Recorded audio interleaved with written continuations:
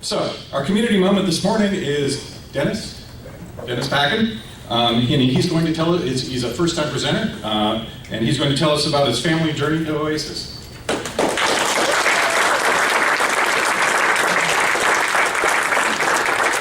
morning. Morning. Did you guys check, make sure there's no one still at Ventropolis? I heard it was quite the party.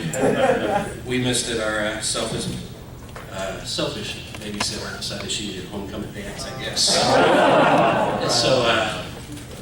But thanks for letting me do this. When we first started coming here, I didn't really think I had anything to offer after our first day.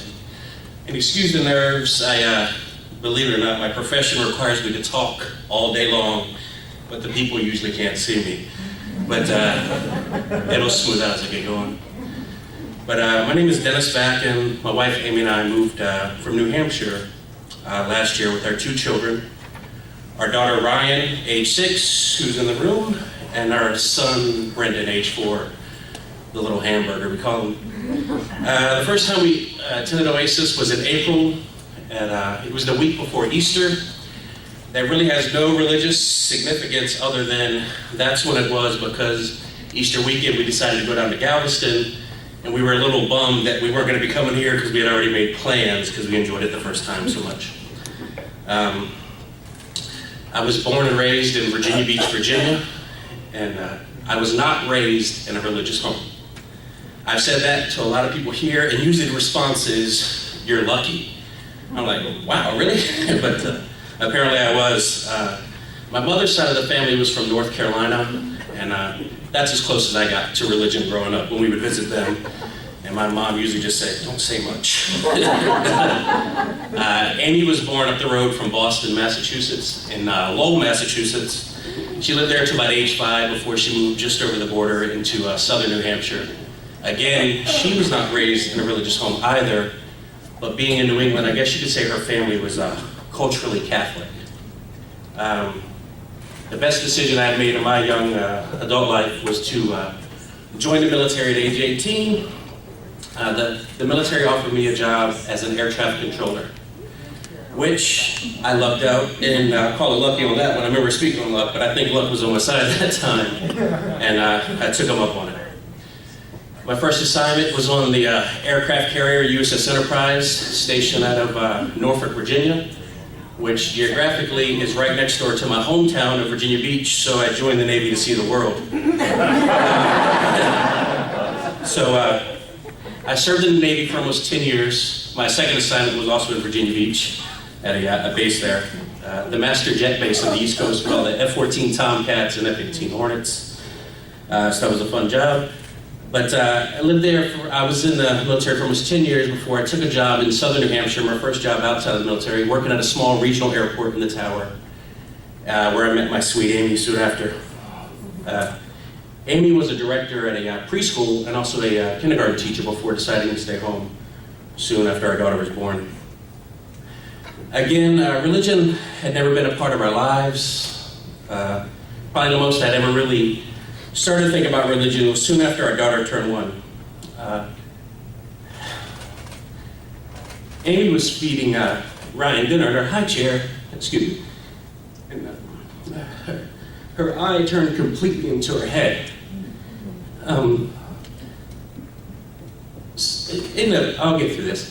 It ended up being that she had strabismus, which is a muscular disorder in the eye. And as we look back at photos, you could see it in every photo. And I was thinking, I've stared at this little girl her whole life up to a year old. How did we not see this? But until it completely went in, excuse me, got my iPad notes. Until it completely went in, we didn't notice. And then we look back at photos, I'm like, man, I'm the worst. I stare at this little girl every day. Never noticed. So I guess religion popped to my head then, because I never went to church. Probably I can count on one hand how many times I've been. But honestly, don't even remember if I prayed. I probably did, but I can't remember. We were just like this, pretty torn up and worried. But we got her in to see a pediatric ophthalmologist.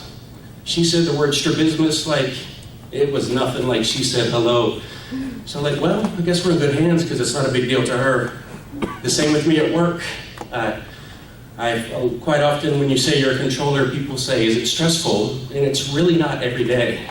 When these Texas thunderstorms roll in, it feels that way, but it's not every single day. It's actually very rewarding. So I tried to relate, well, this doctor thinks that's no big deal, so we'll get through this. So I remember feeling guilt. We both felt guilt as maybe we could have done something to prevent this, and how did we not see a slight misalignment in the beginning? But again, up to this, I never really considered religion or being religious, but I did. I did then a little bit. I was thinking, oh, maybe I should have been, or maybe there's something I could have done to help get through this. Quite honestly, this is embarrassing, but I wasn't even sure what the word atheist or agnostic meant. Didn't even know. It's just different where I grew up than here in Texas. But soon after the test, the glasses, the patching, and second opinions, we decided to have surgery. And the night before her surgery, I was at work with a lump in my throat. I called one of my old military buddies who was more of a religious man than myself, or at least more than most of my friends. And I was like, hey man, you could tell something was wrong. I was like, hey, you know me, and you know I don't really have a personal relationship with the man above. But you've seen how I've been asking on Facebook about information about strabismus. Do you think you could put in a good word with the man above? Thanks, I knew that. It's embarrassing. I mean, I'm in my young 30s, I'm asking for help. Like, and being my friend, he's like, DB, man, don't you worry, don't stress it. Man, she's in good hands. Boston Children's is like the best country in the world, or the best hospital in the country for children, which was refreshing. But he said we're in good hands. That statement didn't really have much significance until later on. However, the surgery was successful, and there is a chance that she may need another surgery later. But in fact, we just 2 weeks ago we went, and right now the alignment's still pretty good. We love living in New Hampshire, but we did not love the long winters, so we started to look for places where it didn't snow, and if it did, it would be magical. So we're watching American Idol one night, and they said, we're in Houston, Texas. And I saw the ocean behind the judges, and I was like, hey, ocean, I grew up on the ocean, let's go to Houston. And they were in Galveston judging. But so we decided on Houston soon after, but no kidding, it started with American Idol. And, now we knew the South was more religious and more conservative than New England, but we were not prepared. We knew politically as a whole, it wasn't in line with us, but we didn't really consider the religious aspect. I guess we just assumed it would be like New England, where if people went to church, they went to church, and that was that. We had totally underestimated what we were getting into. Now, back when I was in the military, I'm rolling now, Anna. Look at me. I'm like comfortable. Now, back when I was in the military, I was on the aircraft carrier. I visited a lot of places surrounding the Mediterranean. Spain, Italy, France, Greece, Israel. And over the Persian Gulf, I visited Bahrain and the United Arab Emirates. Before we would pull into these countries, we had to attend mandatory briefings on the cultures and customs of these countries, as to represent the military well in the United States. And Amy and I could have used one of those before we docked here in Texas. We found an apartment off the Beltway, just east of Bush Airport, where I work now. And we were in the pool all the time at the apartment.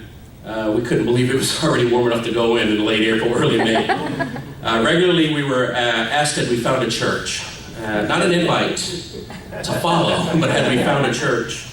And they should have been asking us had we found a home, because we went to so many, we've probably been in 100 homes. We were so excited for the housing market compared to New England. Amy had joined some moms groups, and we were becoming Texans soon after our home search, or soon after we were looking for homes. she joined some moms groups as well, and tried to integrate our children. Soon after, though, Amy started to express concern about how we didn't fit in. Now, initially, Amy is a bit shy and introverted, but I had never hear her say this in New Hampshire. Some of the moms in some of the groups that she joined often talked of church and didn't seem to want to associate with Amy or our children after realizing we weren't church going, but that's a loss for them. Amy found Oasis last summer, but I was resistant to going. At the time, I was still knee-deep in training at work, and my work week started on Sunday afternoons. We bought our home last summer, and in the neighborhood, the question turned to where do you go to church? Not have you found one, but where do you go?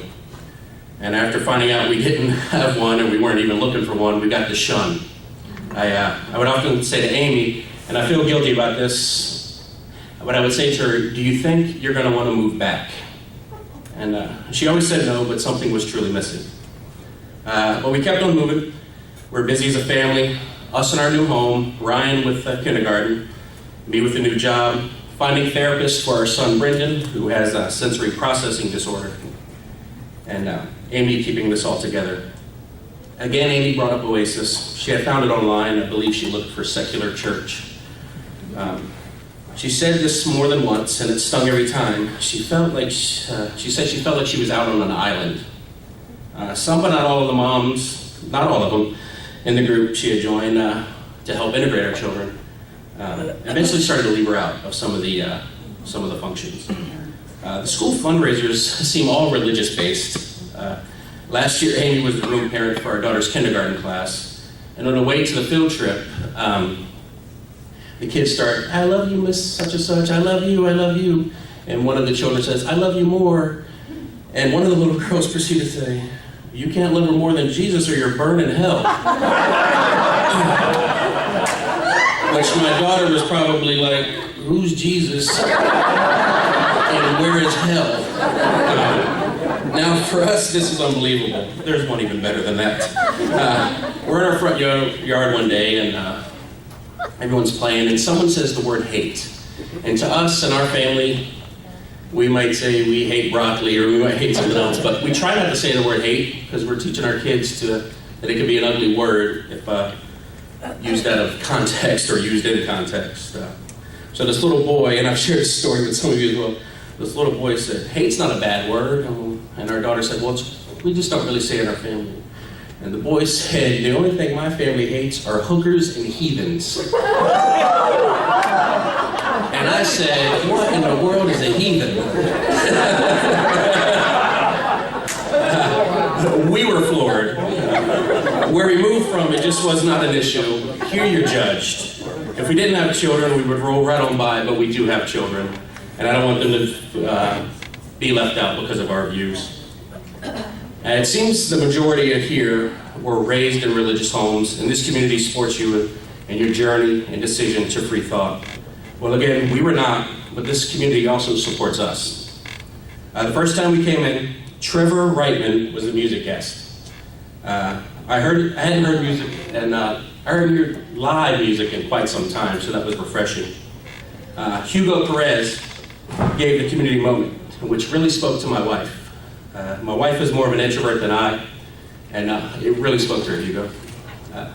Brandon Baldwin gave the main talk that day, which really spoke to me. I totally have a different background, but he wasn't bashing religion, which before coming to Oasis and not being raised in a church, I thought it would be the total opposite of let's talk everything bad religion instead of talking everything good religion.